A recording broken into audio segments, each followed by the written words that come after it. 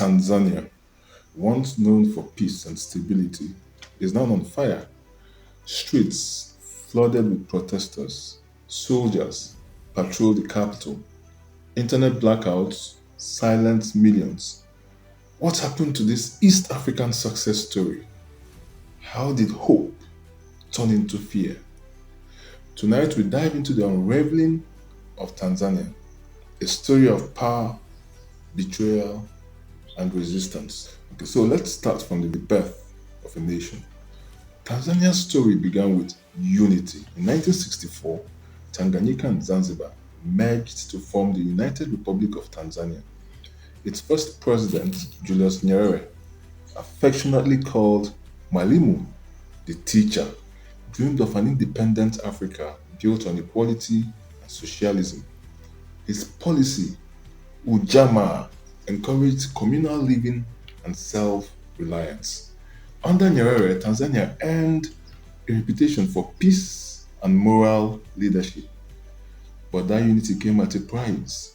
Decades of one-party rule under the CCM, the Chama cha Mapinduzi. Elections happened, but the outcomes rarely changed.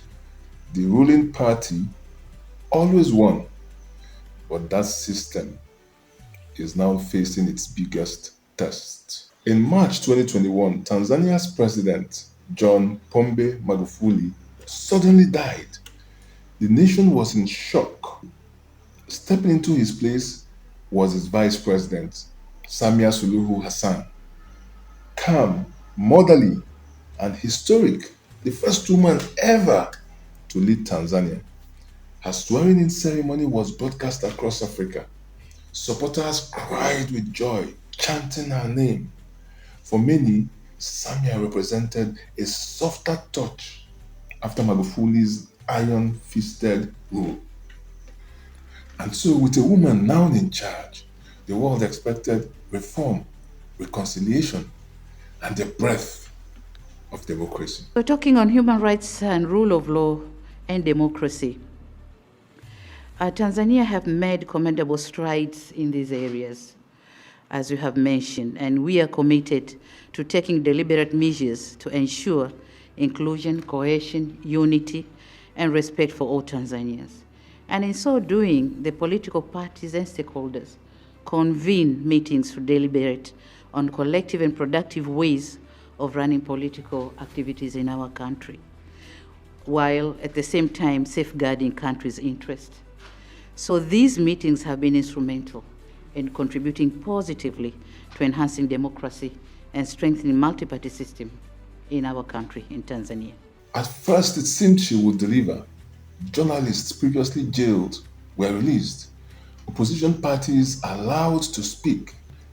Tanzania re-engaged with the world. Tourism surged. Investors returned. Samia called for unity, modernization, and an open economy. But underneath the optimism, people noticed something strange. Unemployment rising, cost of living increasing, and key whispers that opposition figures were now under watch. Supporters said she needs time. Opposers said she's playing both sides. But then came the shift.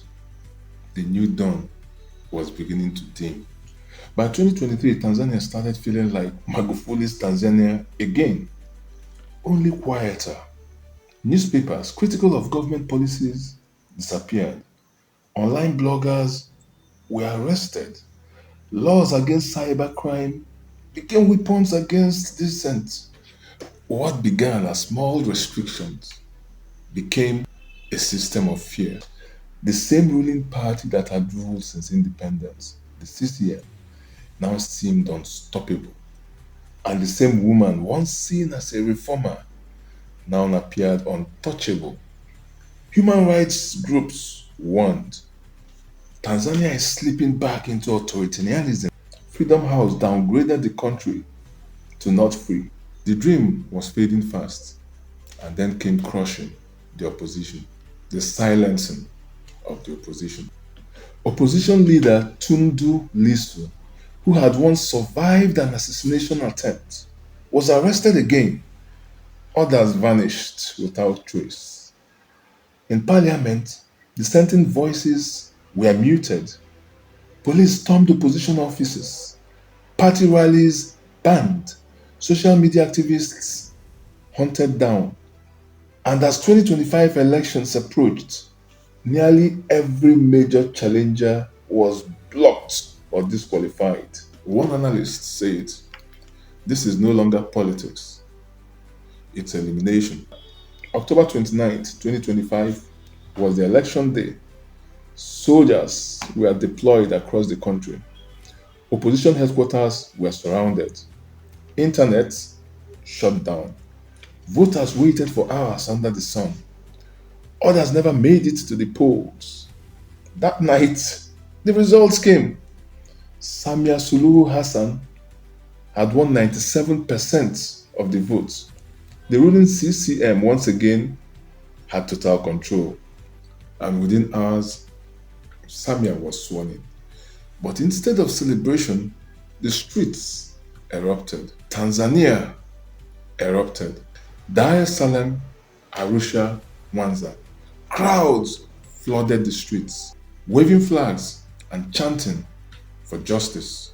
Police responded with tear gas, rubber bullets, and live rounds. Amateur videos show chaos, young men carrying the injured, smoke billowing over markets. Protesters shout, "Justice! We want justice." And to curb this, the government imposed curfews. The army was deployed. Opposition groups claim hundreds were killed. The government denies it. But for the first time, voices are rising. If politicians can't fix it, maybe the army should. Dangerous words in a region still haunted by coups. The world watches. The footage spreads online before the blackout brightens. The UN calls for calm. The African Union expresses concern. But inside Tanzania, communication is out. Journalists disappeared. International media banned from covering the unrest. The economy now bleeds. Tourists have cancelled trips. The shilling is crashing. And still, the protests grow. A battle between fear and frustration. One Tanzanian youth says, "We are not fighting the president, we are fighting silence." Tanzania, the land of Kilimanjaro, the Serengeti, stands at a crossroad. Once the beacon of stability in East Africa, it now faces a defining question. Will it return to democracy or descend into military rule? The answer lies not in the palace, but in the streets, in the voices of the generation that refuses to be quiet. Because when power silences the people will always find a way to speak. And Madam President will have to choose between her country and her ambition.